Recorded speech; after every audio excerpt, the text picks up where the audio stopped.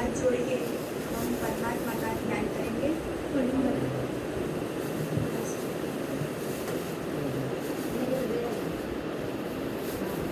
हरि ओम।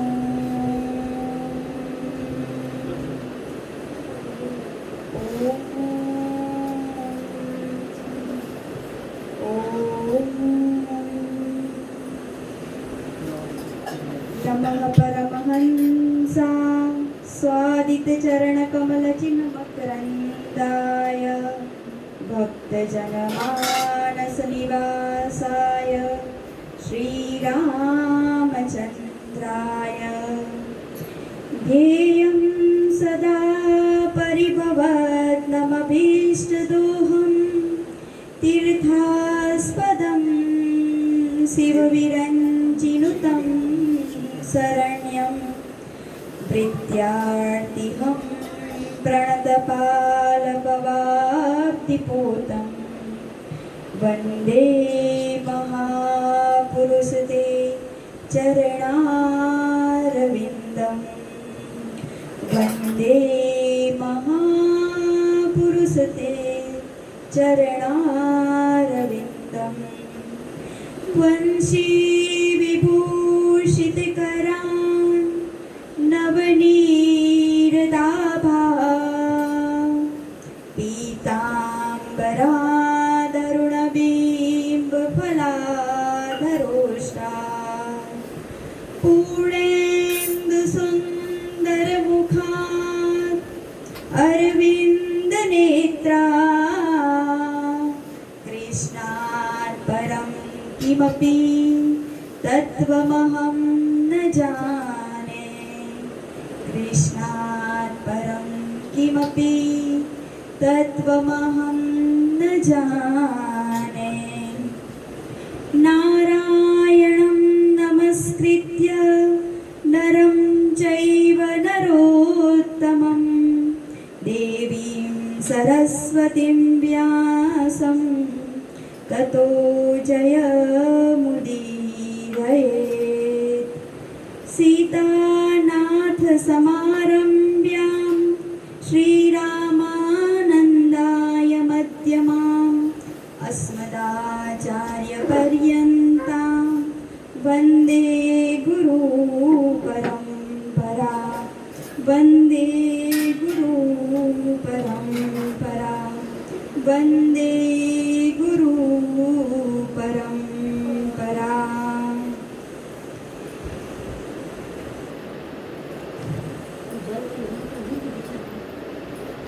कृष्णत्वदीयपदपङ्कजपञ्जराग्ने अदैव मे विसतु मानसराजहंसः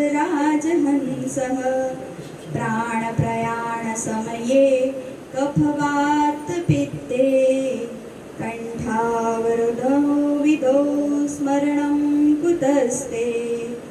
ॐ नमो भगवते वासुदेवाय श्रीगणेशाय नमः श्रीसरस्वत्यै नमः श्रीगुरुभ्यो नमः।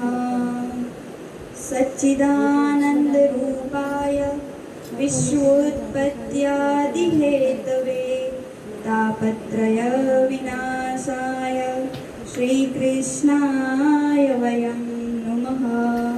कृष्णाय वासुदेवाय हरे परमात्मने प्रणतक्लेशनाशाय गोविन्दाय नमो नमः। वासनाद वासुदेवस्य वासितं भुवनत्रयं सर्वभूतनिवासोऽसि वासुदेव नमोऽस्तु ते। एकं शास्त्रं देवकी पुत्रगीतम् एको देवो देवकी पुत्रमेव एको मन्त्रो तस्य नामानि यानि कर्माप्येकं तस्य देवस्य सेवा। हाथ जोड़ के हम गोविंद गोविंद दामोदर स्तोत्र का पाठ करेंगे। इसका प्रभाव ये है कि हर रोज ये गाने से श्री कृष्ण भगवान के वैकुंठ लोक की प्राप्ति हमें स्वतः हो जाती है। करारविन्देन पदारविन्दं मुखारविन्दे विनिवेशयन्तं वटस्य पत्रस्य पुटे शयानं बालं मुकुन्दं मनसा स्मरामि। श्रीकृष्ण गोविन्द हरे मुरारे, हे नाथ नारायण वासुदेव, जिह्वे पिबस्वामृतमेतदेव। गोविन्द दामोदर माधवेति, विक्रेतु कामाखिल गोपकन्या। मुरारिपादार्पितचित्तवृत्ति, दद्यादिकं मोहवसादवोचत्। गोविन्द दामोदर माधवेति, गृहे गृहे गोपवधूकदम्बा। सर्वे मिलित्वा समवाप्य योगं, पुण्यानि नामानि पठन्ति नित्यं। गोविन्द दामोदर माधवेति, सुखं शयननिलये निजेति। नामानि विष्णो प्रवदन्ति मत्या, ते निश्चितं तन्मयता व्रजन्ति। गोविन्द दामोदर माधवेति, जिह्वे सदैव भज सुन्दराणि। नामानि कृष्णस्य मनोहराणि, समस्त भक्तार्तिविनाशनानि। गोविन्द दामोदर माधवेति, सुखावसाने इदमेव सारं, दुःखावसाने इदमेव ज्ञेयं। देहावसाने इदमेव जाप्यं। गोविन्द दामोदर माधवेति, श्रीकृष्ण राधा वर गोकुलेश। गोपाल गोवर्धन नाथ विष्णु, जिह्वे पिबस्वामृतमेतदेव। गोविन्द दामोदर माधवेति, गोविन्द दामोदर माधवेति। गोविंद माधव स्तोत्र प्रेम थी पाठ जे करे। दामोदर दया दाने, सहजे गोलोक संचरे। बोलो कृष्ण कन्हैया लाल की जय हो।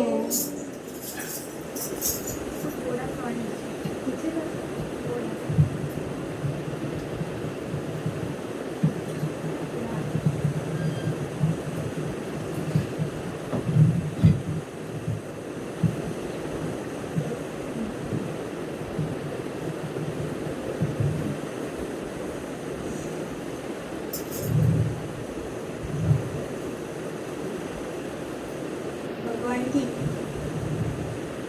रहती कृपा करुणा से, गुरु जी की कृपा से, हम सबके वडील आशीर्वादों की कृपा से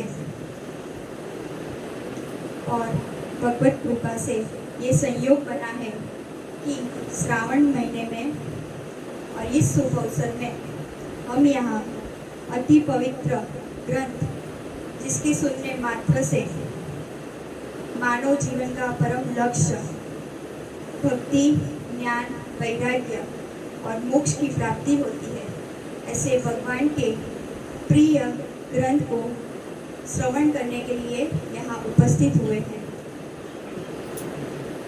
तो ऐसी भगवान की कृपा के लिए हम भगवान का आभार मानते हैं।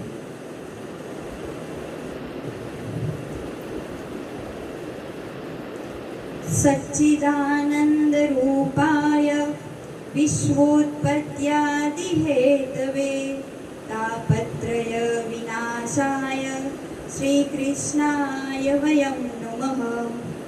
भागवत की शुरुआत में ये श्लोक सच्चित आनंद स्वरूप भगवान श्री कृष्ण को हम नमस्कार करते हैं, वहां से ये श्लोक चालू। भगवान का स्वरूप यहाँ पे वर्णन किया गया है। भगवान का स्वरूप कैसा है? तो सिर्फ सत्य बोल देते या चित्त बोल देते या आनंद बोल देते, पर यहाँ पे ऐसा नहीं बोला है।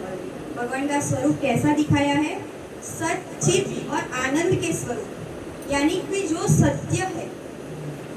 हमें लगता है कि सत्य की व्याख्या बहुत सीमित है, पर ऐसा नहीं है।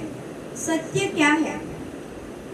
सत्य यानी कि हर हमेश, यानी जो हमेशा स्थित है उसे ही हम सत्य बोलते हैं।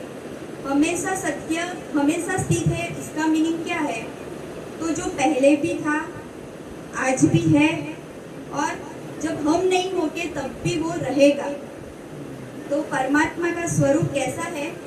सत्य स्वरूप। इसीलिए व्यास जी ने यहाँ पे ये जो ग्रंथ है वो ऐसा बोल के नहीं चालू किया है कि कृष्ण भगवान को हम वंदन करते हैं। ऐसा बोलना चाहिए था ना, पर ऐसा नहीं बोला है, क्योंकि ये ग्रंथ एक जाति के लिए सीमित नहीं है। इसीलिए इन्होंने यहाँ पे स्टार्टिंग में ही कह दिया है कि जो सत्य स्वरूप है वो परमात्मा को हम वंदन और नमस्कार करते हैं। फिर दूसरे में बोला चित्त स्वरूप। चित्त का अर्थ होता है ज्ञान स्वरूप। भगवान ही ऐसे है जिनके अंदर सारा ज्ञान भरा हुआ है। हम चाहे कि हम सारा ज्ञान प्राप्त कर लें तो भी ये हो नहीं सकता। ज्ञान अनंत है, पर भगवान जो है वो ज्ञान के स्वरूप है। फिर क्या बोला? आनंद स्वरूप। भगवान कैसे है? आनंद रूपाय। हम जब कृष्ण भगवान का जन्माष्टमी महोत्सव जब उत्साह पूर्वक हम मनाते हैं, तब ऐसा बोलते हैं नंद गेर आनंद भयो। ऐसा नहीं बोलते नंद गेर कृष्ण भयो, है ना? यानी भगवान जब भी आते हैं तब क्या लाते हैं? आनंद लाते हैं। इसमें से एक भी चीज अगर कम हो गई तो वो भगवान का स्वरूप नहीं है। तो भगवान का स्वरूप पहले मंगलाचरण में यहाँ पे दिया गया है। भगवान का स्वरूप क्या है?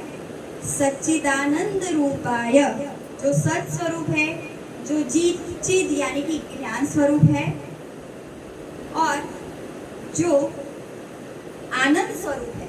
तो ऐसे भगवान को हम नमस्कार करते हैं। फिर बोला विश्वोत्पत्त्यादि हेतवे,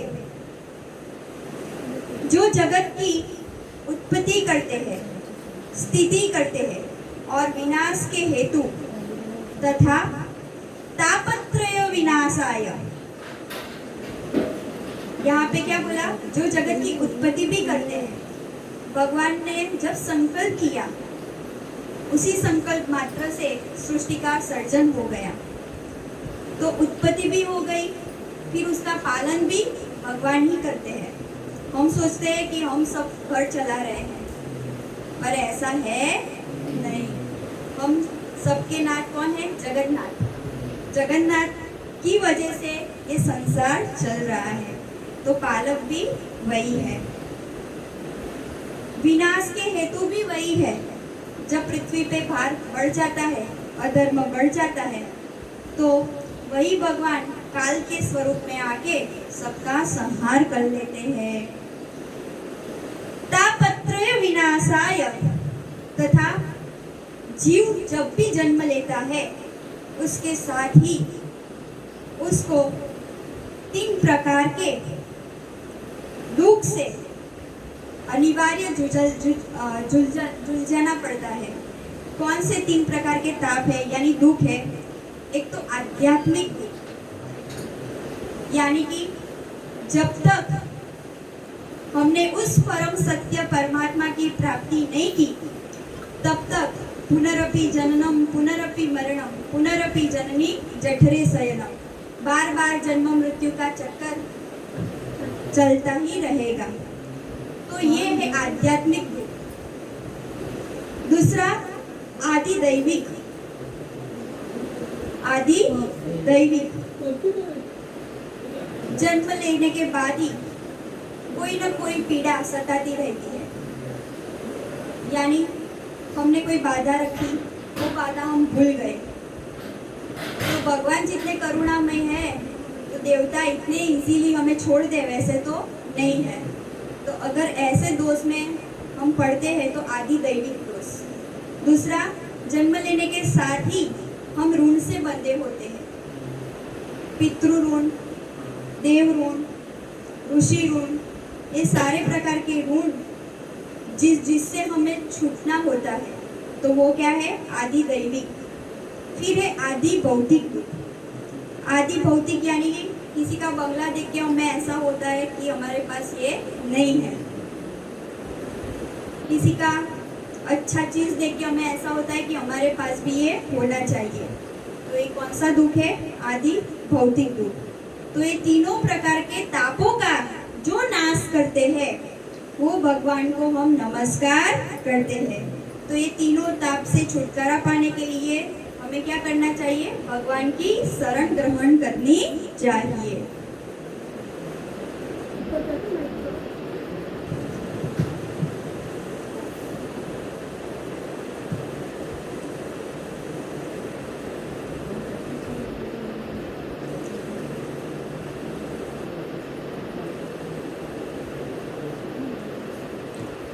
यं प्रव्रजन्तमनुपेतमपेतकृत्यं द्रैपायनो विरहकातर आजुहाव पुत्रेति तन्मयतया तरवो विनेदु स्वं सर्वभूतहृदयं मुनिमानतोऽस्मि।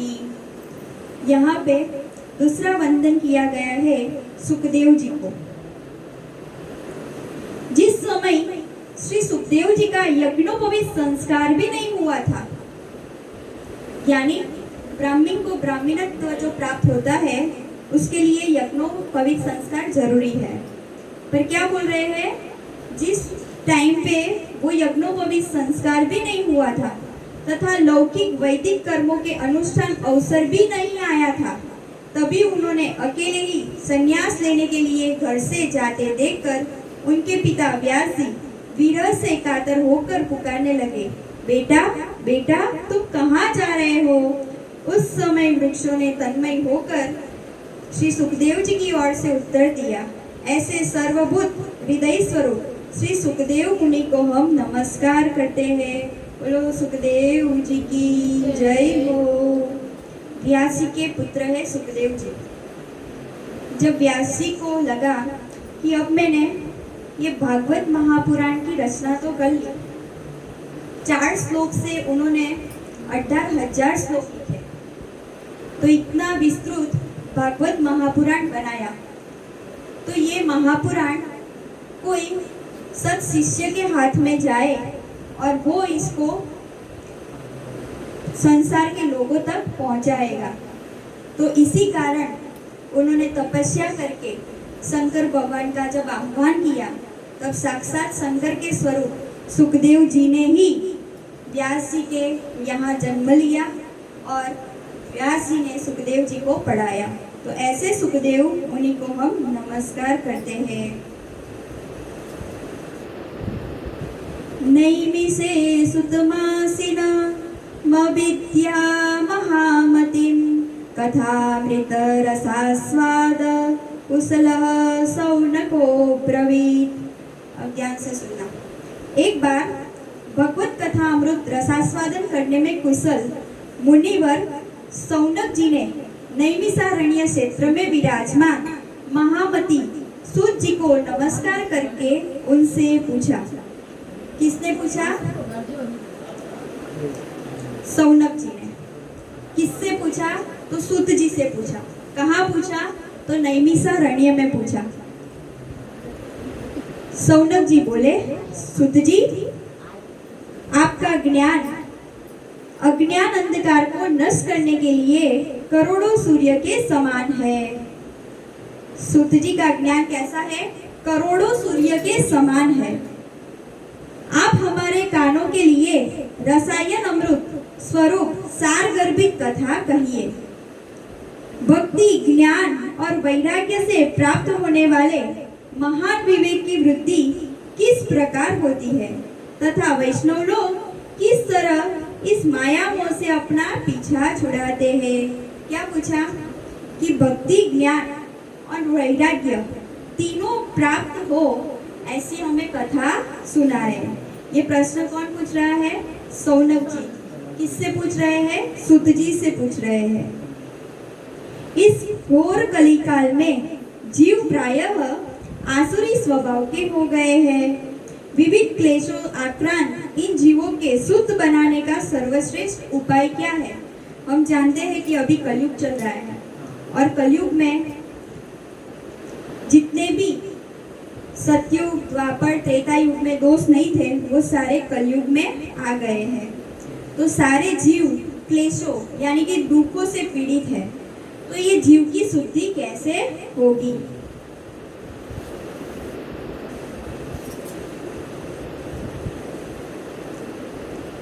सुत जी, आप हमें कोई ऐसा शाश्वत साधन बताइए जो सबसे अधिक कल्याणकारी तथा पवित्र करने वालों में भी पवित्र हो।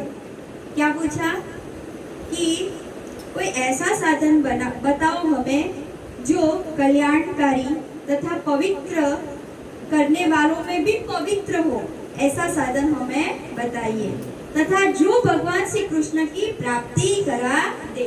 तो जब भी हमें कोई संत मिलते हैं तो संसारी लोग क्या करते हैं? संसार की चीजें पूछते हैं। पर यहाँ पे सौनक आदि ऋषि हमें बता रहे हैं कि जब हमें ऐसे ज्ञानी संत मिले तो हमें उनसे क्या पूछना चाहिए? भगवान कृष्ण की प्राप्ति कैसे हो, ऐसा साधन हमें बताइए, ऐसा पूछना चाहिए। अब ये कथा कहाँ हो रही है? तो नैमिषारण्य क्षेत्र में हो रही है। हाँ, नैमिषारण्य क्षेत्र लखनऊ के आगे है, सीतापुर जिले में। और ये सारे ऋषि मुनि 88,000 ऋषि मुनि एकत्रित हुए थे। जब एक यजमान बनता है और संकल्प करता है तो वो यज्ञ होता है, जिसमें जो संकल्प करने वाला यजमान हो उसको ही फायदा होता है। पर यहाँ 88,000 ऋषि मुनि बहुत सारे वर्षों का संकल्प लेके बैठे हैं, तो उसे बोला जाता है सत्र। क्या बोला जाता है? और ये सत्र में सबका कल्याण होता है। तो इसीलिए भागवत महापुराण यहाँ पे जब हो रहा है तब उसको क्या बोलते हैं? यज्ञ। हाँ, भागवत सप्ताह यज्ञ बोलते हैं। तो यहाँ पे सुनने मात्र से ही हमें सब कुछ प्राप्त हो जाएगा। जो मेन यजमान है उसको नहीं, पर यहाँ पे चराचर में जो अलग अलग जीव होंगे जो हमें दिख नहीं रहे होंगे, उसका भी ये आवाज जहाँ तक पहुँच रहा होगा उसका भी कल्याण हो जाएगा। तो ये जो 88,000 ऋषि मुनि एकत्रित हुए हैं तो उनको एक भूमि चाहिए थी जहाँ पे कलयुग के दोष नहीं हो। कलयुग के दोष आएंगे तो मन जो होगा वो विचलित रहेगा। तो इसलिए वो जो ऋषि मुनि है वो ब्रह्मा जी के पास जाते हैं और ब्रह्मा जी को बोलते हैं कि आपने ही पूरी सृष्टि का सर्जन किया है, तो आप हमें ऐसी जगह बताओ कि हम निर्विघ्न ये सत्र पूरा कर सके। तब ब्रह्मा जी उनको एक चक्र देते हैं और बोलते हैं कि इसकी नेमी जहाँ पे ठहर जाए वही भूमि आपके लिए योग्य रहेगी। तो ये चक्र जहाँ जहाँ घूमता है वहाँ पीछे ये ऋषि मुनि जाते हैं। तो ये चक्र कहाँ जाके रुकता है? नैमिषारण्य में। तो इसलिए वो जो भूमि है वो अति पावन पवित्र भूमि है। जितनी भी कथाएं हैं वो वहाँ से ही शुरू हुई है। जैसे छोटी से छोटी सत्यनारायण की जो कथा है वो भी वहाँ से ही शुरू हुई है और वहाँ पे चक्र तीर्थ भी है। तो ये सारे ऋषि मुनि वहाँ पे इकट्ठे हुए हैं। सौनक आदि उनके मेन हेड है और वहाँ पे सारे ऋषि मुनि सत्र कर रहे हैं। और वहाँ पे जैसे ही सुत जी पधारते हैं तो सुत जी को ज्ञानी मानते हुए वो गुरु गादी पे बिठाते हैं और बोलते हैं कि आपको सारे पुराणों का ज्ञान है, एवं आप किसके शिष्य हो? तो बोलते हैं कि आप स्वयं सुखदेव जी के शिष्य हो।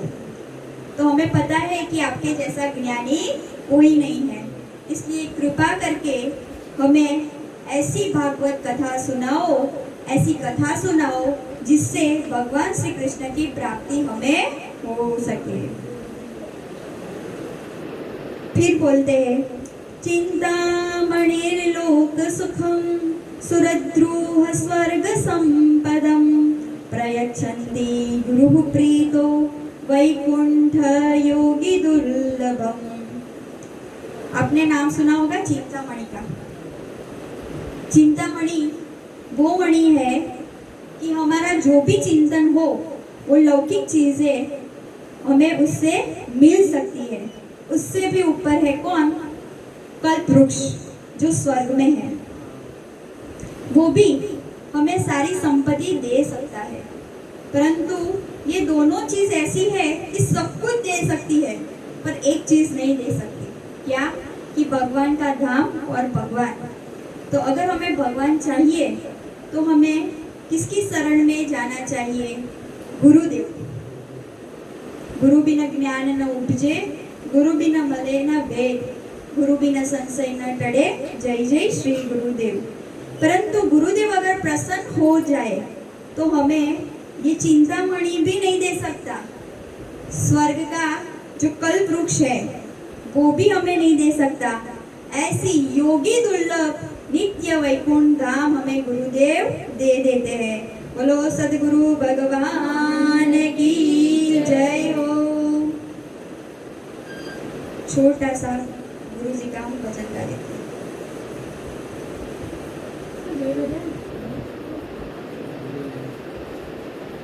क्या आपको गाना है भक्ति में?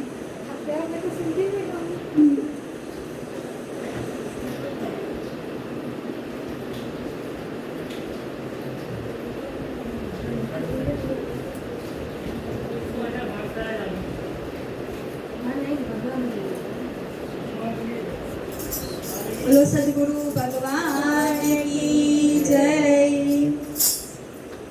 मेरा रोम रोम हर्षाया है, मैंने ऐसा सतगुरु पाया है। मेरा रोम रोम हर्षाया है, मैंने ऐसा सतगुरु पाया है। मेरा रोम रोम हर्षाया है, मैंने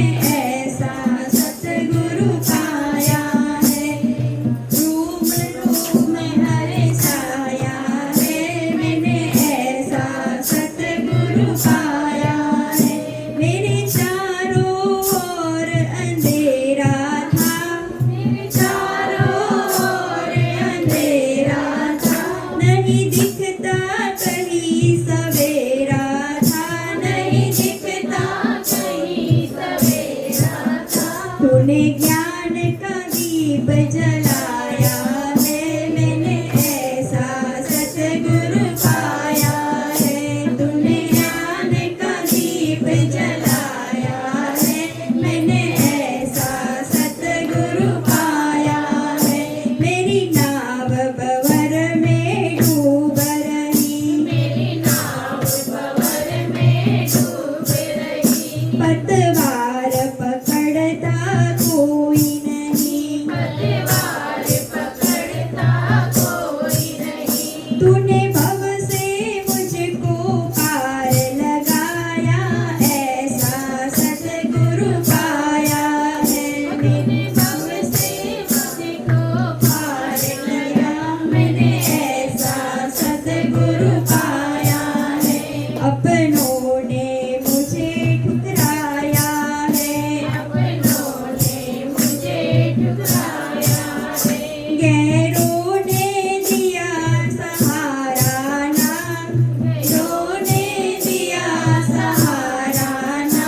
तूने अपने गले लगाया है, तूने अपने गले लगाया है।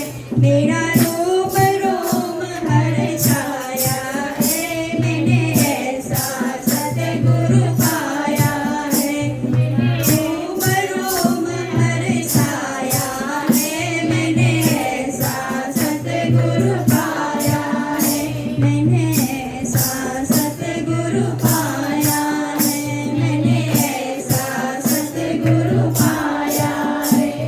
सतगुरु भगवान की जय हो। तो जो चीज़ चिंतामणि भी नहीं दे सकती, जो चीज़ स्वर्ग का कल्पवृक्ष भी नहीं दे सकता, वो चीज़ कौन देता है हमें? गुरुजी देते हैं।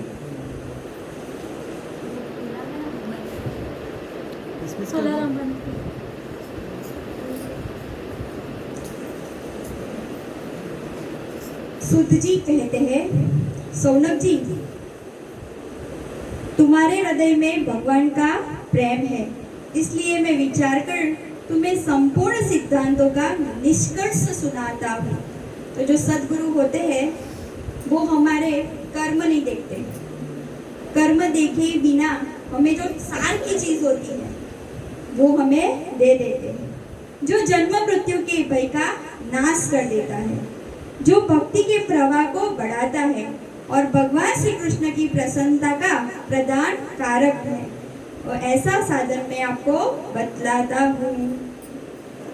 काल व्याल मुखग्रास त्रास निर्णास हेतवे श्रीमद् भागवतम शास्त्रम कलौकीरेण भासितम। क्या बोला? श्री सुखदेव जी ने कलयुग में जीवों के काल रूपी सर्प के मुख का ग्रास होने के त्रास का आत्यंतिक नाश करने के लिए श्रीमद् भागवत शास्त्र का प्रवचन किया। श्रीमद् भागवत का प्रवचन श्री सुखदेव जी ने क्यों किया? कि सुखदेव जी को पता था कि जैसे जैसे कलयुग आएगा तो कलयुग आने से ही जितने भी जीव है उनकी आयु कम होती जाएगी और काल रूपी सर्प है, काल को क्या बोला गया है? सर्प। हर क्षण हमारा प्रति क्षण हमें लग रहा है कि अच्छा जा रहा है ना? पर ऐसा नहीं है, हर क्षण हमें काल खा रहा है ना? हर रोज सूर्योदय होता है, सूर्यास्त होता है, हमें लगता है एक नया दिन हमें मिल रहा है, पर ऐसा नहीं, एक हमारा दिन जा रहा है। तो ऐसे काल रूपी ग्रास से बचने के लिए सुखदेव जी ने श्रीमद् भागवत का प्रवचन किया।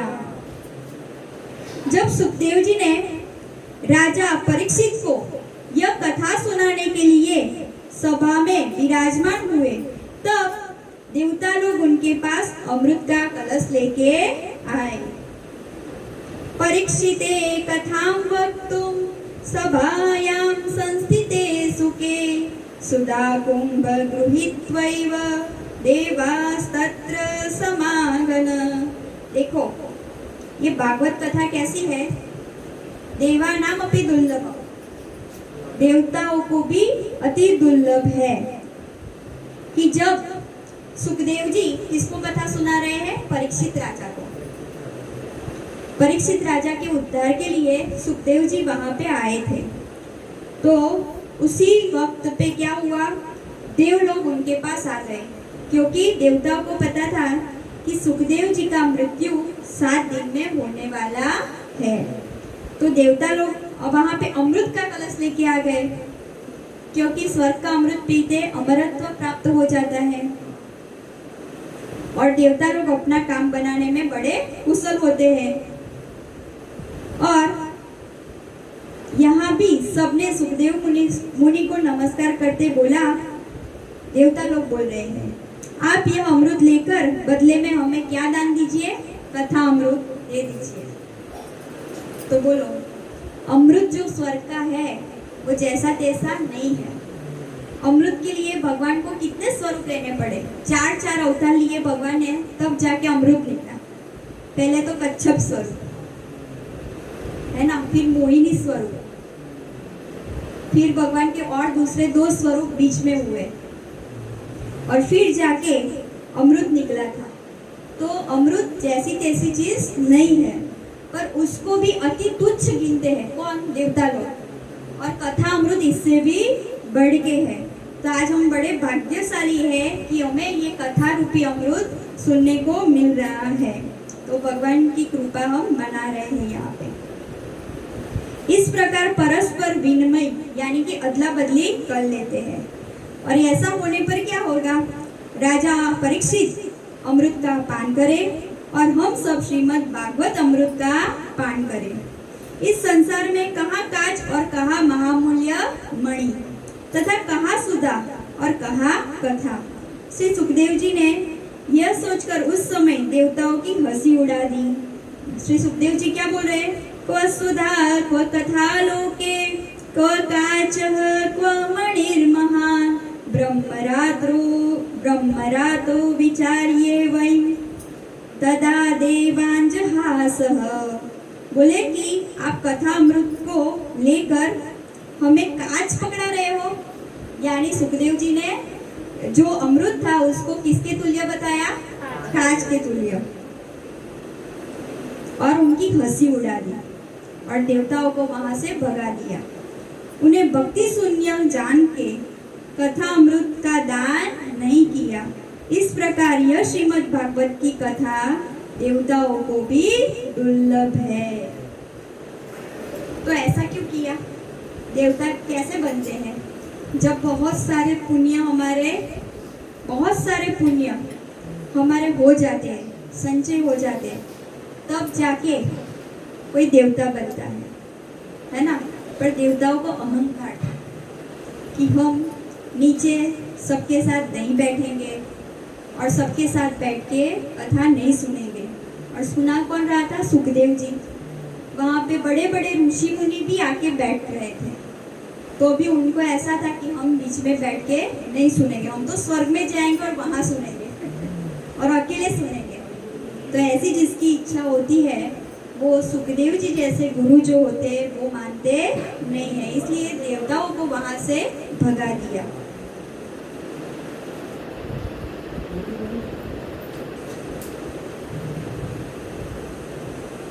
पूर्व काल में श्रीमद् भागवत के श्रवण से ही राजा परीक्षित की मुक्ति देखकर ब्रह्मा जी को बड़ा आश्चर्य हुआ, क्योंकि ब्रह्मा जी तो वेद के ज्ञाता है ना। तो उनको बड़ा आश्चर्य हुआ कि 7 दिन में परीक्षित राजा की मुक्ति कैसे हो गई। उन्होंने, उनका लोक कौन सा है? सत्यलोक। सत्यलोक में क्या किया? एक तराजू लिया और सभी साधनों को तोला। अन्य सभी साधन तोलने में हल्के पड़ गए और अपने महत्व के कारण भागवत ही सबसे भारी रहा। एवं सब शास्त्र से बढ़ के कौन है? भागवत महापुराण है। तो यह देखकर सभी ऋषियों को बड़ा विस्मय हुआ कि ये कैसे हुआ कि सभी साधन इसके आगे तुच्छ हो गए। उन्होंने कलयुग में इस भगवत रूप भागवत शास्त्र को ही पढ़ने सुनने से तत्काल मोक्ष देने वाला निश्चय कर दिया। इसलिए ये श्रीमद् भागवत पुराण ऐसा है कि जिसके आगे सभी शास्त्र नीचे है, ऐसा ब्रह्मा जी ने स्वयं साबित किया। तो ऐसा कैसे हुआ? तो आगे आएगा। सप्ताहेन श्रुतं चैतस सर्वथा मुक्तिदायकं सनकाद्यय पुरा प्रोक्तं नारदाय दयापरै। सप्ताह विधि से श्रवण करने पर हम क्या कर रहे हैं? 7 दिन, जिसको सप्ताह विधि बोलेंगे। तो सप्ताह विधि से श्रवण करने पर यह निश्चय ही भक्ति प्रदान करता है। यानी कि 7 दिन सुनने से हमें क्या मिलेगा? तो भक्ति मिल जाएगी। पूर्व काल में इसे दयापरायण सनकादि ने देवर्षि नारद को सुनाया था। अभी हमने क्या बोला कि एक कथा कहाँ चल रही है? एक कथा चल रही है नैमिषारण्य में, जो सौनक आदि सब ऋषि मुनि बैठ के सुन रहे हैं। और वक्ता कौन है? सुत जी। कौन है? सुत जी है। और यहाँ पे अभी बताया गया दूसरे एग्जाम्पल में क्या कि एक कथा ऐसी थी जिसमें सप्ताह विधि हुई और वहाँ पे परीक्षित राजा को मोक्ष मिला 7 दिन में। और वो कथा कौन सुना रहा था? सुखदेव जी। कौन सुना रहे थे? सुखदेव जी। अब यहाँ पे ऐसा बोला कि पूर्व काल में इसे दयापरायण सनक आदि देवर्षि नारद को सुनाया था। अब यहाँ से तीसरे वक्ता और तीसरे श्रोता है कौन? सनक आदि ऋषि मुनि और देवर्षि नारद। सौनक आदि ऋषि मुनि अलग, वो 88,000 हमने बोले ना वो, और यहाँ पे क्या बोला, सनक आदि। और सनक आदि कौन है, तो ब्रह्मा जी की जो स्वयं प्रथम संतान है, पूर्वजों के भी पूर्वज, वो कौन है, सनक आदि ऋषि मुनि। और उन्होंने किसको सुनाया था, नारद जी को सुनाया था। वो आगे आएगा विस्तार में। ओके, चलो ध्यान से सुनो। यहाँ पे लोक विग्रह मुक्तस्य नारदस्य स्थिरस्य च विधि श्रवे कुतं प्रीति संयोगः पुत्रतैः सह। अब ये कथा कौन सुन रहा है, सौनक जी सुन रहे हैं। 88,000 सौनक आदि ऋषि मुनि सुन रहे हैं। कौन सुना रहा है, सुत जी सुना रहे हैं। तो सौनक जी पूछ रहे हैं कि सांसारिक प्रपंच से मुक्त एवं विचरणशील नारद जी का संकादिक के साथ संयोग कहाँ हुआ, क्योंकि सबको पता था कि नारद जी एक घड़ी से ज्यादा कहीं रुक सकते नहीं है, क्योंकि उनको दक्ष प्रजापति का श्राप मिला हुआ है और वो एक जगह पे टिक तो सकते नहीं है।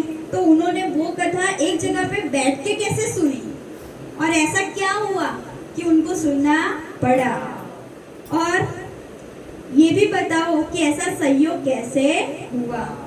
तब सुत जी बोलते हैं, अब मैं तुम्हें वह भक्ति पूर्वक कथा सुनाता हूँ जो सुखदेव जी ने मुझे अपना अनन्य शिष्य जानकर एकांत में सुनाया था।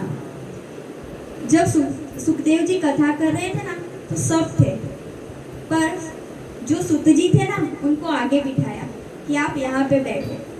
तो इसीलिए यहाँ पे लिखा है कि उन्होंने मुझे अनन्य शिष्य मानकर एकांत में सुनाया। बाकी सब सुन रहे थे, पर जैसे उनको ऐसा लगा कि मुझे ही सुना रहे हैं और मैं सुन रहा हूँ। एकदा हि विशालायां चत्वार ऋषयो मला सत्संगार्थ समायाता ददृशुस्तत्र नारदम। बोल रहे कि एक दिन विशालापुरी में चारों निर्मल ऋषि सत्संग के लिए आए। वहां उन्होंने नारद जी को देखा। क्या बोल रहे हैं, विशालापुरी। विशालापुरी कहाँ है, उत्तराखंड में बद्रीनारायण जिसे बोलते हैं वो।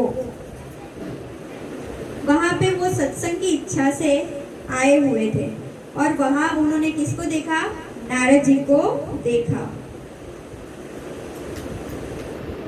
तब सनक आदि ऋषियों ने पूछा, क्या पूछा, कथम ब्रह्म दिनमुख, ब्रह्मन आपका मुख उदास क्यों हो रहा है। अब नारद जी तो कौन है, ऋषि मुनि है, और हमेशा उनका तो कुछ भी है ही नहीं, नहीं घर है, कुछ भी नहीं है, वो हमेशा श्रीमन नारायण नारायण यही करते हैं। तो उनका मुख कैसे उदास हो सकता है। तो उन्होंने क्या देखा, नारद जी का मुख कैसा है, उदास है। कुतश्चिंतातुरो भवात्, आप चिंतातुर कैसे हो, आपको कौन सी चिंता सता रही है। त्वरितम गाम्यते कुत्र, नारद जी क्या कर रहे थे, इतनी जल्दी जल्दी आप कहाँ जा रहे हैं, जल्दी जल्दी कहीं जा रहे थे। तो क्या पूछा, आप इतनी जल्दी कहाँ जा रहे हो। कुतस्यागमनम तव, और आपका आगमन कहाँ से हो रहा है। इतने प्रश्न कौन पूछता है, कौन पूछता है इतने प्रश्न, नारद जी। नहीं, नारद जी को देख के किसने पूछा, सनक आदि ऋषि। जो चार भाई है ना, सनक आदि, सनक, सनंदन, सनातन और सनत कुमार, ये चार भाई हैं। तो ये चार भाई हमेशा सत्संग में ही रहते हैं। कोई एक वक्ता बनता है और 3 सुनते हैं, और हमेशा 5 वर्ष की आयु में ही रहते हैं, है ना। तो ये संकादिक ऋषि मुनि जो है, उन्होंने नारद जी को बद्री विशाल क्षेत्र में देखा और यह प्रश्न पूछा। ध्यान से सुनना, मैं प्रश्न पूछूंगी। इस समय तो आप उस पुरुष के समान व्याकुल जान पड़ते हैं जिसका सारा धन लुट गया हो। अब नारद जी के पास तो एक ही धन है, क्या धन है, नारायण, है ना। जैसे हम ब्रज में जाते हैं तो क्या बोलते हैं, हमारो धन राधा श्री राधा श्री राधा, हमारो धन राधा श्री राधा श्री राधा, जीवन धन राधा राधा राधा राधा राधा, जीवन धन राधा राधा राधा राधा राधा, हमारो धन राधा श्री राधा श्री राधा, हमारो धन राधा श्री राधा श्री राधा, प्राण धन राधा राधा राधा राधा राधा, पूर्ण धन राधा राधा राधा राधा राधा, हमारो धन राधा श्री राधा श्री राधा, हमारो धन राधा श्री राधा श्री राधा। तो इस तरीके से सनक आदि ऋषि मुनि पूछ रहे हैं कि आप तो ऐसे दिख रहे हो कि आपका सारा धन लूट गया है। आप जैसे आसक्ति रहित पुरुषों के लिए यह उचित नहीं है, क्योंकि आप तो सदा आसक्ति रहित है। तो इसका कारण बतलाइए। और जिस जीव की शरणागति हो गई है, जिसको गुरु मिल गए हैं, उसको सब कुछ अपना किसके ऊपर दे रहना चाहिए? भगवान के ऊपर, गुरु के ऊपर। गुरु के एक बार शरण में जाने के बाद हमारा ये शरीर भी नहीं है, कुछ भी हमारा नहीं है ना, सब कुछ उनका ही है। तो हमें भगवान ने मानव जन्म दिया है और उसमें भी सत्संग दिया है। तो अब हमारा इस शरीर के ऊपर कोई अधिकार नहीं है। हमारा जो भी कर्म होगा वो क्या है? भक्ति। भक्तिमय कर्म हमारा होना चाहिए। तो नारद जी तो ऐसे ही है, ऐसे ही भक्त है। तो उनके ऊपर चिंता, उनके ऊपर शोक ये शोभा देता नहीं है। तो सनक आदि बोलते हैं कि आप ऐसे क्यों घूम रहे हो? तब नारद जी ने बोला, मैं सर्वोत्तम लोक समझकर पृथ्वी में आया था। यहाँ से हमें एक चीज पता चलती है कि ये पृथ्वी लोक कैसा है? सर्वोत्तम लोक। क्यों सर्वोत्तम है? इसका जवाब आगे है। देखो, यहाँ पुष्कर, प्रयाग, आप सभी मन में ये सारे तीर्थ का चिंतन करना और नमस्कार करना मन से।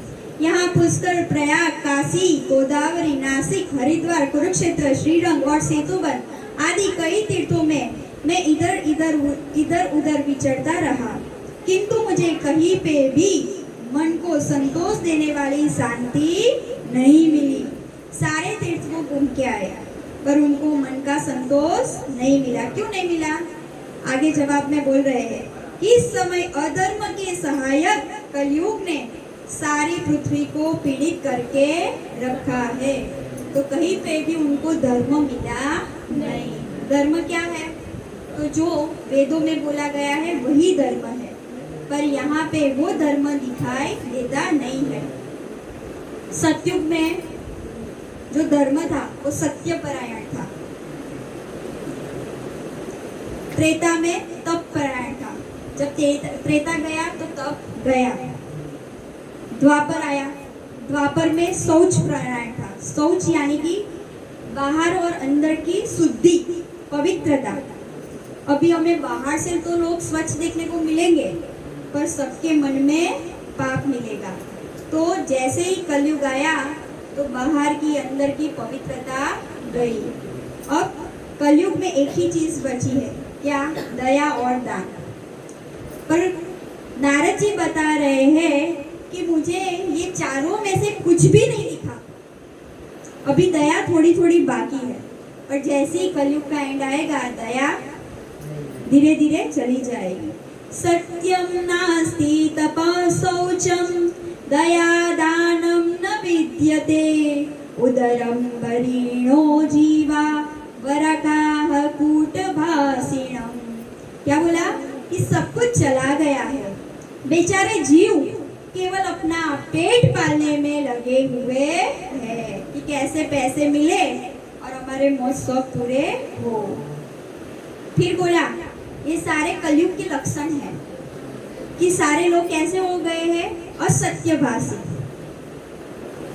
सच बोलते नहीं है, आलसी हो गए हैं, थोड़ा काम करेंगे और थक जाएंगे। मंद बुद्धि, कलयुग के जीव की बुद्धि उतनी नहीं है, भाग्यहीन हो गए हैं, उपद्रवग्रस्त हो गए, किसी के अंदर मन की शांति नहीं है।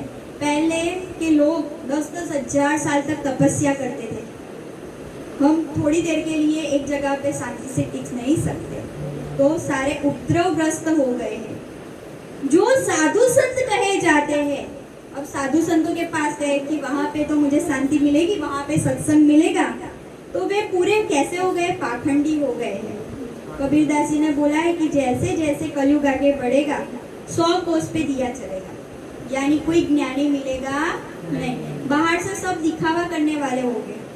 तो अभी तो थोड़ा भी भक्ति का काल चल रहा है, तो अभी से ही अपना उद्धार कर लो, क्योंकि मनुष्य जन्म इतना कीमती है। 400 करोड़ वर्ष के बाद हमें ये मनुष्य जन्म मिलता है, और उसमें भी 84 लाख योनि, है ना। तो ये जो हमें सत्संग मिल रहा है, ये हमें भक्ति मिल रही है, तो भगवान की हम पे पूर्ण कृपा है। तो इस कृपा को हम अपना के हमारा कल्याण कर ले, यही मनुष्य जीवन का मुख्य हमारा उद्देश्य होना चाहिए। बोले कि साधु संत है, वो भी कैसे हो गए? पाखंडी। देखने में तो वे विरक्त है, देखने में कैसे है? बोले कि ये बंगला किसका है? तो वही साधु सन्यासी का। बोले कि ये घर में इतनी आवाज किसके हो रही है ना। तो बोले कि आवाज मोनी जी के घर पे हो रही है। अब मोनी जी का मौन होना चाहिए ना। तो देखा गया कि घरों में स्त्रियों का राज्य ज्यादा चलता है। लोभ से लोग कन्या का विक्रय करते हैं, कन्यादान नहीं करते, पर क्या करते हैं कि इतना हमें धन चाहिए। और स्त्री पुरुषों में कलह मच रहा है, कोई भी पति पत्नी एक दूसरे को समझ रहे नहीं है। महात्माओं के आश्रम, तीर्थ और नदियों पर विधर्मियों का अधिकार हो गया है। उन दुष्टों ने बहुत से देवालय भी नष्ट कर दिए हैं।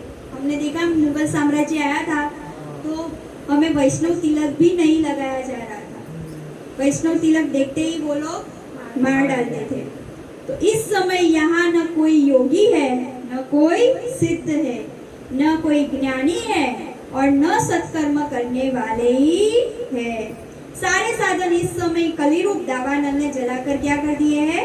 भस्म कर दिए हैं। एवं पश्यम कलेर्दोषा पर्यटन वनीमहं यामुनं तटमापन्नो यत्र लीला हरेर्भुतम्।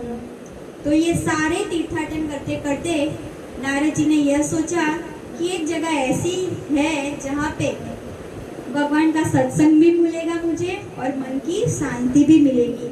तो वो विचरते विचरते कहाँ आए कि जहाँ पे भगवान की लीला स्थली है, वृंदावन आए। कहाँ है? इस तरह कलयुग के दोष देखता और पृथ्वी पर विचरता हुआ मैं यमुना जी के तट पर पहुंचा, जहाँ पे भगवान श्री कृष्ण की अनेक लीला हो चुकी है। आज भी वृंदावन में लीला चल रही है, पर अगर हमारे पास ऐसे नेत्र और गुरु की कृपा हो तो हमें वो लीला दिख सकती है। वृंदावन को चिन्मय रूप बोला गया है। क्या बोला रहा है? चिन्मय रूप। चिन्मय यानी कि जो हमेशा चलित है। वृंदावन को चलित बोला गया। वृंदावन का मीनिंग क्या होता है? चलित, जो हमेशा चलायमान हो, है ना। तो आज भी वही लीला सब हो रही है और संतों को वो दिखती है। इसीलिए संत लोग क्या बोलते हैं? वृंदावन प्यारो वृंदावन, वृंदावन प्यारो वृंदावन, वृंदावन प्यारो वृंदावन।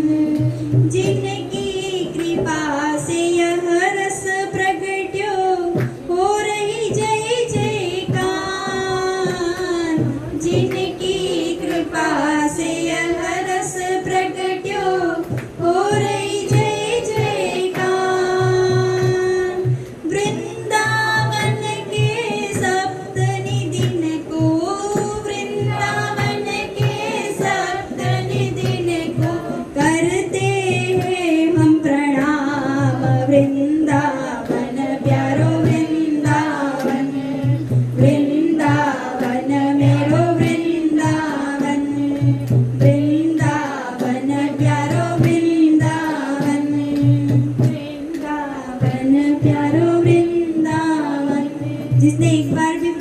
का चिंतन कर लिया उसकी दुर्गति नहीं होती। भले ही हम वहाँ पे गए नहीं हैं, पर हम मन से भी उनको याद करके उसका प्रणाम कर सकते हैं। और भगवान ऐसे दयालु है जो हमारी मन की क्रिया को कलयुग में तो अवश्य ही स्वीकार करते हैं।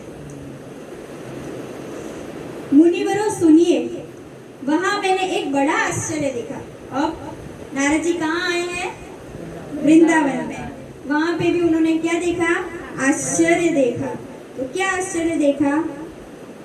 तत्र आश्चर्य मया दृष्टम श्रूयतां तन्मुनीश्वरः एका तु तरुणी तत्र निषण्णा खिन्नमानसा। वहाँ एक युवती स्त्री खिन्न मन से बैठी थी। एक युवती स्त्री थी और वो खिन्न मन से बैठी हुई थी। उसके पास दो वृद्ध पुरुष अचेत अवस्था में पड़े जोर जोर से सांस ले रहे थे, यानी जैसे अभी उसके प्राण चले जाए। ऐसे कितने पुरुष थे? दो। और वो भी कैसे थे? वृद्ध। वह तरुणी उनकी सेवा करती हुई कभी उन्हें चेत कराने का प्रयत्न करती और कभी उनके आगे रोने लगती थी। क्यों? वह अपने शरीर के रक्षक परमात्मा को दसों दिशाओं में देख रही थी। उसके चारों ओर सैकड़ों स्त्रियां उसे पंखा जल रही थी और बार बार समझाती जाती थी। दूसरे यह सब चरित्र देखकर मैं कुतूहलवश उसके पास चला गया और मुझे देखकर वह युवती खड़ी हो गई और बड़ी व्याकुल होकर कहने लगी। क्या बोला? वो युवती खड़ी हो गई और उन्होंने बोला, भो भो सादोषणं तिष्ठ मच्चिन्तामपि नाशय दर्शनं तव लोकस्य सर्वथा गहरं परम। अजी महात्मा जी, क्षण भर ठहर जाइए और मेरी चिंता को नष्ट कर दीजिए। क्यों? क्योंकि आपका दर्शन तो संसार के सभी पापों को सर्वथा नष्ट कर देने वाला है। क्योंकि नारद जी जिसको जिसको मिले हैं उनको भगवान की प्राप्ति हुई है। तो वो स्त्री जानती थी कि ये कौन है? साक्षात नारद जी है। आपके वचनों से मेरे दुख की भी बहुत कुछ शांति हो जाएगी।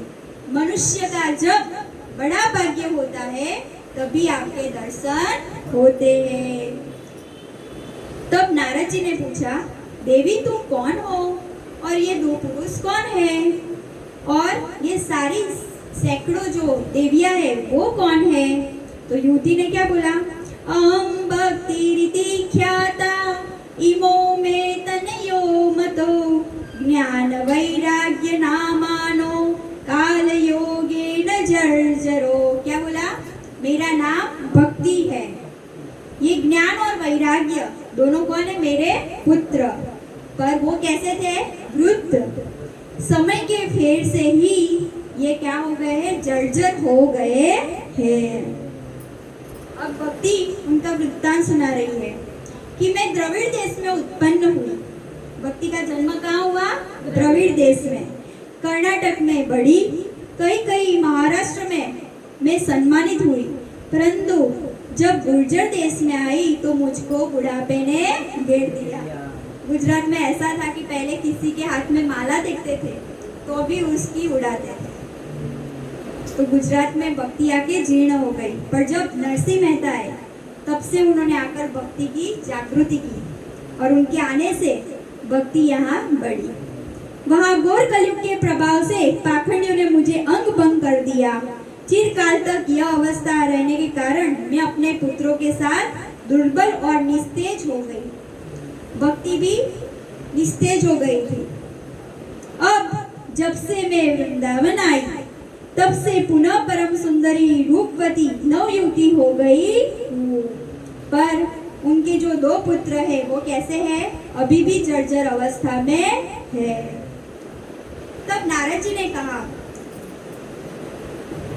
साध्वी, मैं अपने हृदय में ज्ञान दृष्टि से तुम्हारे संपूर्ण दुख का कारण देखता हूँ। तुम्हें विषाद नहीं करना चाहिए। श्री हरि तुम्हारा कल्याण करेंगे। क्षणमात्रेण तत्त्वाज्ञा वाक्यमुचे मुनीश्वर। नारद जी के एक क्षण ने ही उसका कारण जानकर कहा, देवी सावधान होकर सुनो कि ये जो तुम्हारी अवस्था है और तुम्हारे पुत्रों की ये दशा है वो कैसे है, किस लिए है, तो कलयुग के कारण है। पर तुम चिंता मत करो, मैं तुम्हारे दुख का समाधान अवश्य करूंगा। तब भक्ति ने कहा कि अगर ऐसा है, कलयुग के कारण ये मेरी अवस्था है, तो मुझे ये बात बताओ कि राजा परीक्षित ने इस पापी कलयुग को क्यों रहने दिया। परीक्षित राजा चाहते तो इसको निकाल देते, कलयुग को रहने ही नहीं देते। इसके आते ही सब वस्तुओं का सार क्या हुआ, चला गया। किसी में पवित्रता नहीं है, किसी में तप नहीं है, किसी में तप करने की हिम्मत नहीं है ना। तो इसके आते ही सब वस्तुओं का सार क्या गया, चला गया। तो करुणामय श्रीहरि ने भी यह अधर्म कैसे देखा। वो तो कुछ कर सकते थे, पर देखो अधर्म भी है ना, वो भगवान की पीठ है। तो सब कुछ जो चला रहा है ना, वो भगवान ही चला रहे हैं। सब कुछ जो कुछ भी हो रहा है वो भी कौन कर रहा है, भगवान ही। आगे हमने सुना ना कि भगवान के संकल्प मात्र से ही ये सृष्टि का सर्जन हुआ है। तो यहाँ पे जो कोई भी रहता होगा वो भी भगवान की कृपा से ही रहता है। एक दिन क्या हुआ कि भगवान के एक भक्त ने बोला कि भगवान आज आपकी छुट्टी, आपका जो कार्य है ना पालन का, तो मैं करूँगा पालन का कार्य। तो भगवान के इतना इजी नहीं है वो काम, सरल नहीं है, तू नहीं कर सकेगा। नहीं मैं करूँगा ना, आप मेरे पे विश्वास रखो। तो बोला अच्छा, आज के लिए मैं तुझ पे विश्वास कर लेता हूँ और कर वो कार्य। तो उस दिन के लिए भगवान फ्री, और फिर उसने सबको खाना खिलाया। भगवान ने बोला सबको खाना खिला दिया।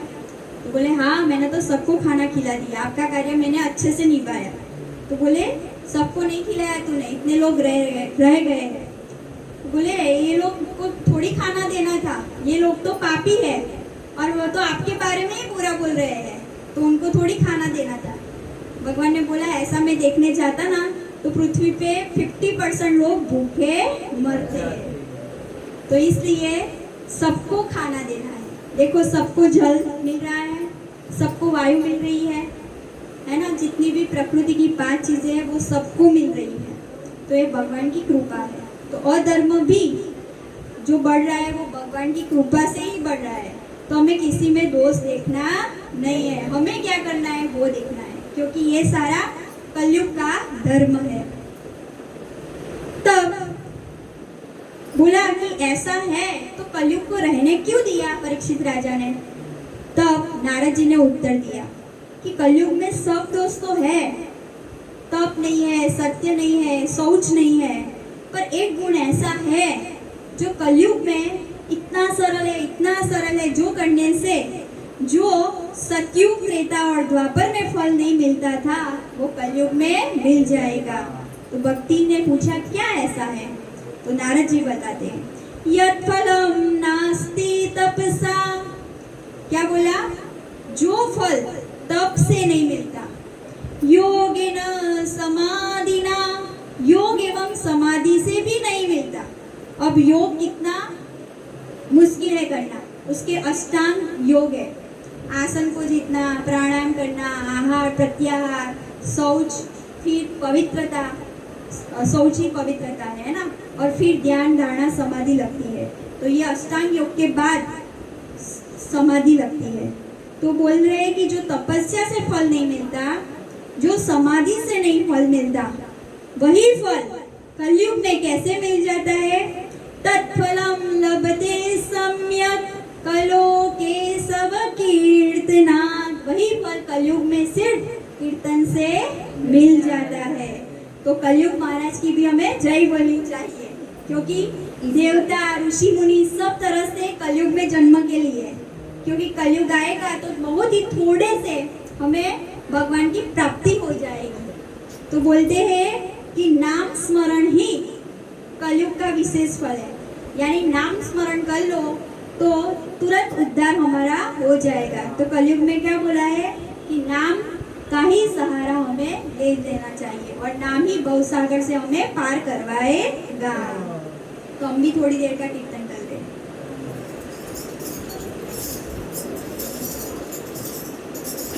बोलो सदगुरु भगवान की जय। जय जय राधा रमण हरि बोल। जय जय राधा रमण हरि बोल। जय जय राधा रमण हरि बोल। जय जय राधा रमण हरि बोल। जय जय राधा रमण हरि बोल। जय जय राधा रमण हरि बोल। हरि बोल हरि बोल हरि बोल। हरि बोल हरि बोल हरि बोल। हरि बोल हरि बोल हरि बोल। हरि बोल हरि बोल हरि बोल। जय जय राधा रमण हरि बोल। जय जय राधा रमण हरि बोल। हरि बोल हरि बोल हरि बोल। गोविंद बोल गोविंद बोल गोविंद बोल। हरि बोल हरि बोल हरि बोल। हरि बोल हरि बोल हरि बोल। जय जय राधा रमण हरि बोल। जय जय राधा रमण हरि बोल। जय जय राधा रमण हरि बोल। जय जय राधा रमण हरि बोल। जय जय राधा रमण जय जय राधा रमण जय जय राधा रमण जय जय राधा रमण। मेरो राधा रमण मेरो राधा रमण मेरो राधा रमण मेरो राधा रमण। प्यारो राधा रमण प्यारो राधा रमण प्यारो राधा रमण प्यारो राधा रमण। हरि बोल हरि बोल हरि बोल। हरि बोल हरि बोल हरि बोल। जय जय राधा रमण हरि बोल। जय जय राधा रमण हरि बोल। जय जय राधा रमण हरि बोल। जय जय राधा रमण हरि बोल। जय जय राधा रमण हरि बोल। जय जय राधा रमण हरि बोल। तो जो फल सतयुग त्रेता द्वापर तीनों में दुर्लभ था वो सिर्फ कलयुग हमें कैसे दे देगा? भगवान के कीर्तन से दे देगा, भगवान से नाम से दे देगा। तो इसीलिए कलयुग को परीक्षित राजा ने रहने दिया। इस प्रकार सार ही होने पर भी उसे इस एक दृष्टि से सारयुक्त देखकर उन्होंने कलयुग में उत्पन्न होने वाले जीवों के सुख के लिए ही इसे रहने दिया था।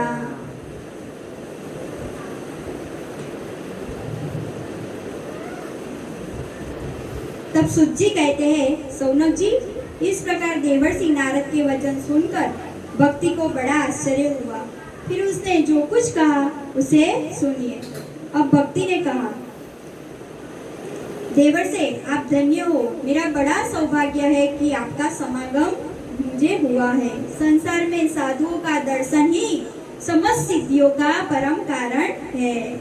जयति जयति मायां यस्य कायादवस्ते वचन रचनमेकं केवलं चाकलय्य ध्रुवपदमपि यातो यत्कृपातो ध्रुवोऽयं सकलकुशलपात्रं ब्रह्मपुत्रं नतास्ति। आपको केवल एक बार का उपदेश धारण करके कयादु कुमार प्रहलाद ने माया पर विजय प्राप्त कर लिया था। भक्ति नारद जी के संयोग का क्या फल है वो बता रही है। क्या बोला कि एक बार प्रहलाद जी जब आपका उपदेश सुना तो उन्होंने माया पर विजय प्राप्त कर लिया था। ध्रुव ने सिर्फ 5 वर्ष की उम्र में ही ध्रुव व्रत प्राप्त कर लिया था। आज भी ध्रुव जी कैसे है? स्थित। ध्रुव का अर्थ होता है स्थित। तो ध्रुव जो लोक है वो भगवान का वैकुंठ का द्वार है, ऐसा माना जाता है। और जितने भी ऋषि मुनि है ना, वो आज भी ध्रुव जी की प्रदक्षिणा कर रहे हैं। आप सर्वमंगल और साक्षात ब्रह्मा जी के पुत्र हैं। नारद जी कौन है? ब्रह्मा जी के पुत्र। तो ऐसे नारद जी को हम नमस्कार करते हैं, ऐसे नारद जी को भक्ति देवी नमस्कार कर रही है। तो यहाँ पे हमारा जो महात्म्य है उसका प्रथम अध्याय यहाँ पे हम श्यामा श्याम को अर्पण करते हैं। श्री श्यामा श्याम अर्पणमस्तु। द्वितीय अध्याय।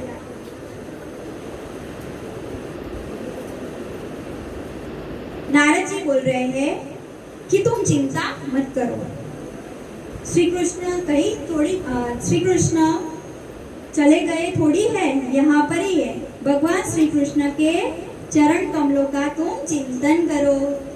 हमें उठ के ही भगवान के चरण कमल जो है उसका ध्यान करना चाहिए, या तो मोबाइल में फोटो ले लेनी चाहिए और पहले ही उठ के उनका दर्शन करना चाहिए, क्योंकि उनके चरण कमलों का ध्यान करने से ही संसार के सारे दुख चले जाते हैं।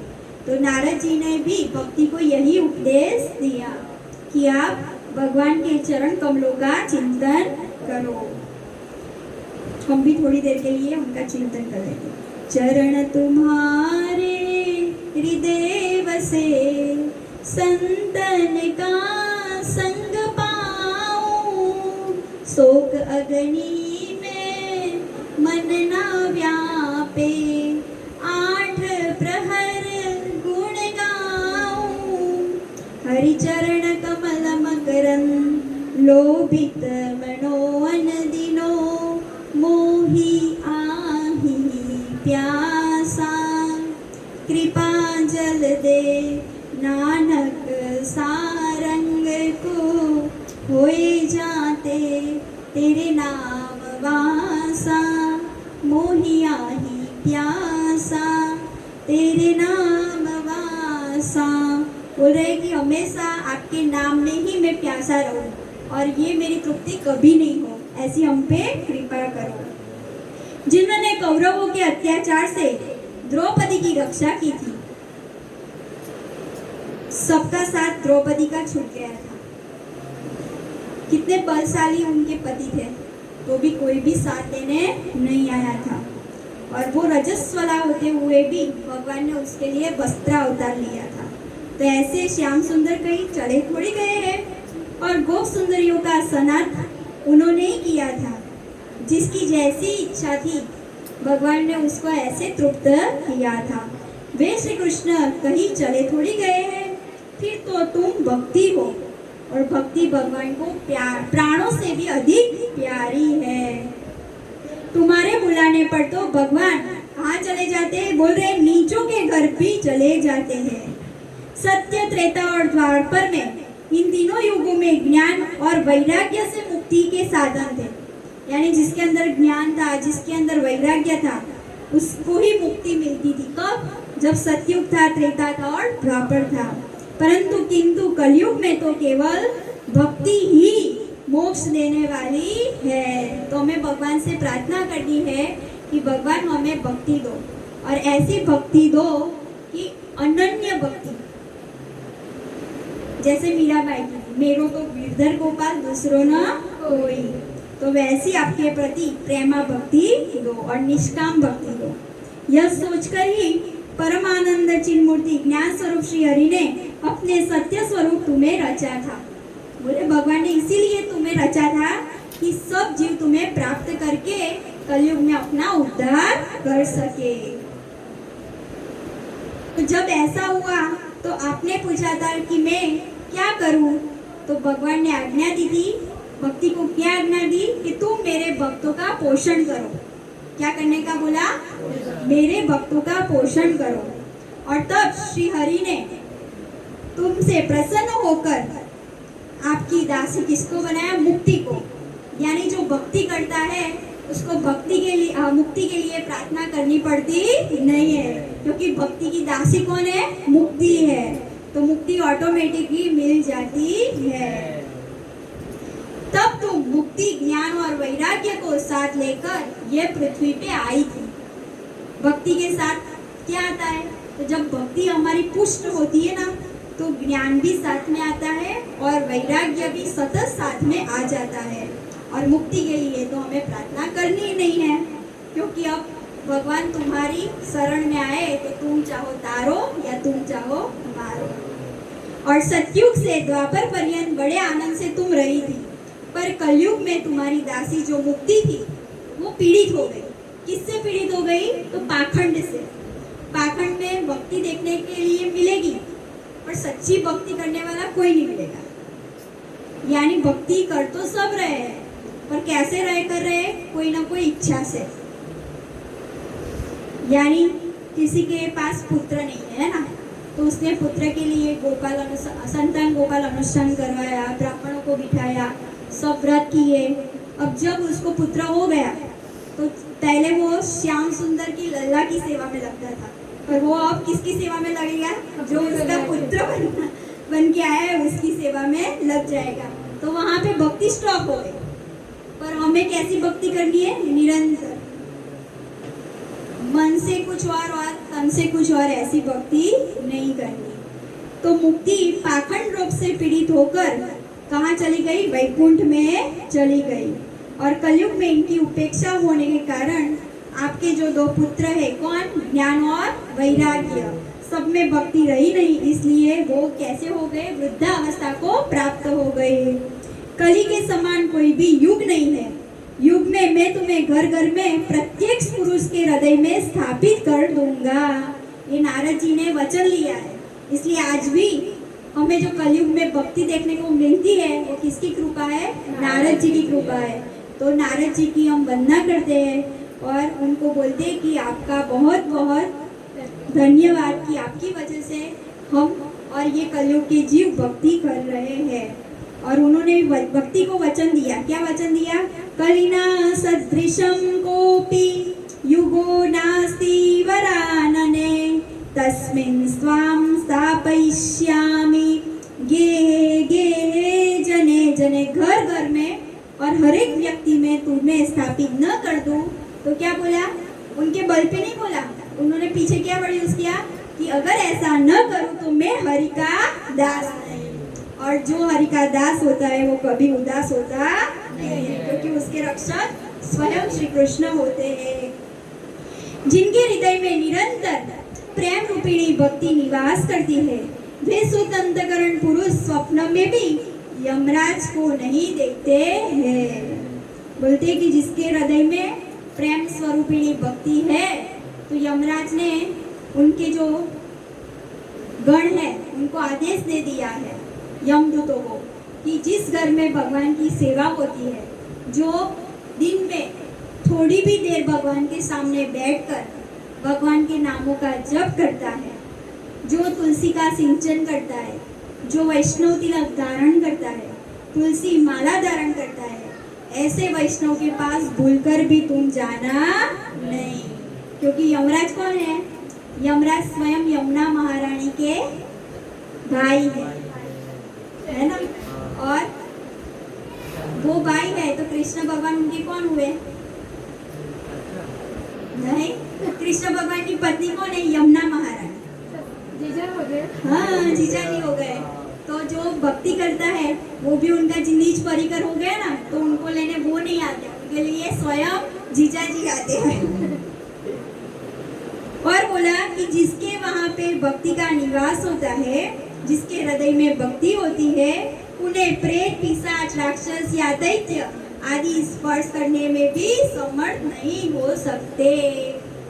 न तपो बीर्न वैदेश्य न ज्ञानेनापि कर्मणा हरिर्हि साध्यते भक्त्या प्रमाणम तत्र गोपिका। क्या बोला?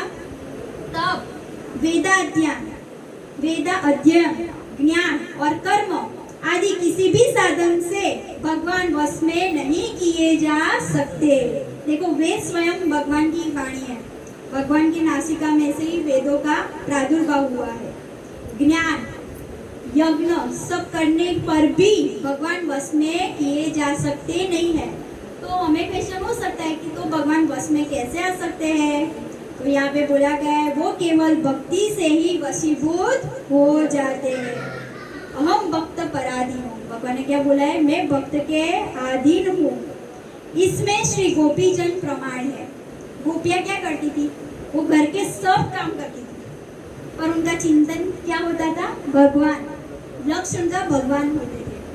तो इसीलिए उनकी भक्ति से रीझ कर भगवान ने कभी भी उनको छोड़ा नहीं है। मनुष्यों का सहस्त्रों जन्म के पुण्य प्रताप से भक्ति में अनुराग होता है। ध्यान से सुनना, क्या बोला, नृणाम जन्म सहस्त्रेण भक्तो प्रीतिर्हि जायते। मनुष्य के सहस्त्र जन्मों के बाद, जब हमारे हजारों जन्म हो गए हैं, इतने पुण्य हमारे हुए और उसमें भी भगवान की जब कृपा हुई, उसके बाद हमें क्या मिलता है, भक्ति। तब हमें जाके कृष्ण भगवान के प्रति प्रीति होती है। दैट मीन्स जिसको कृष्ण भगवान अच्छे लगने लगे, जिनके लिए वही सब कुछ हो, उसको ऐसा समझ लेने का बहुत पहले के जन्म का संबंध है। कलयुग में केवल भक्ति ही सार है। भक्ति से तो साक्षात श्री कृष्णचंद्र सामने उपस्थित हो जाते हैं। ये कोई भी साधन में इतनी क्या बोलते शक्ति नहीं है जो भगवान को स्वयं साक्षात उपस्थित कर सकते हैं, पर भक्ति में ऐसी सामर्थ्य है जो भगवान को प्रकट कर सकती है।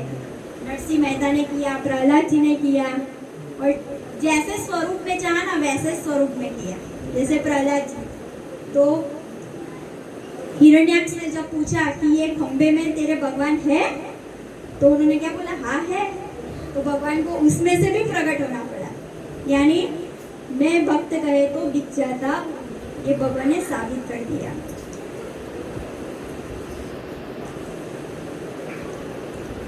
जो भक्ति का द्रोह करता है, भक्तों का तिरस्कार करता है, उसको बड़ा ही कष्ट उठाना पड़ता है।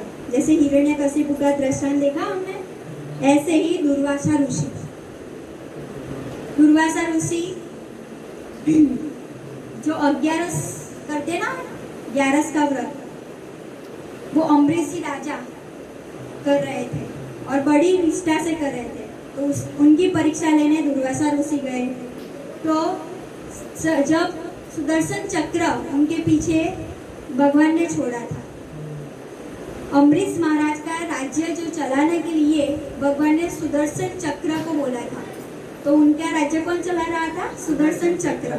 और वो तो पूरे दिन 8 प्रहर भगवान की सेवा पूजा में व्यस्त थे। तो उनकी परीक्षा लेने जब दुर्वासा ऋषि गए, तो भगवान बोलते मैं शरणागत वत्सल हूँ। तो भगवान के पास दुर्वासा ऋषि गए, और दुर्वासा ऋषि कौन है, स्वयं शंकर की अवतार है। तो भगवान ने उनको भी शरणागति नहीं दी और बोला कि मैं शरणागत वत्सल के पहले भक्त वत्सल हूँ। जिनका आपसे अपराध हुआ है, आपने जिनका अपराध किया है, उनके पास ही आप जाओ।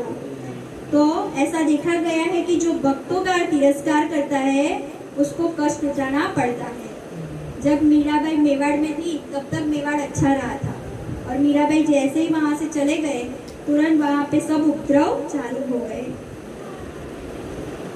तो सुत जी कहते हैं, इस प्रकार नारद जी के निर्णय किए हुए अपने महात्मा को सुनकर भक्ति के सारे अंग पुष्ट हो गए, और वे उनसे कहने लगी, क्या बोला भक्ति ने, अहो नारद नन्योसी प्रीतिस्ते मयि निश्चला, न कदाचित् मुच्चामि चित्तेन स्थास्यामि सर्वदा।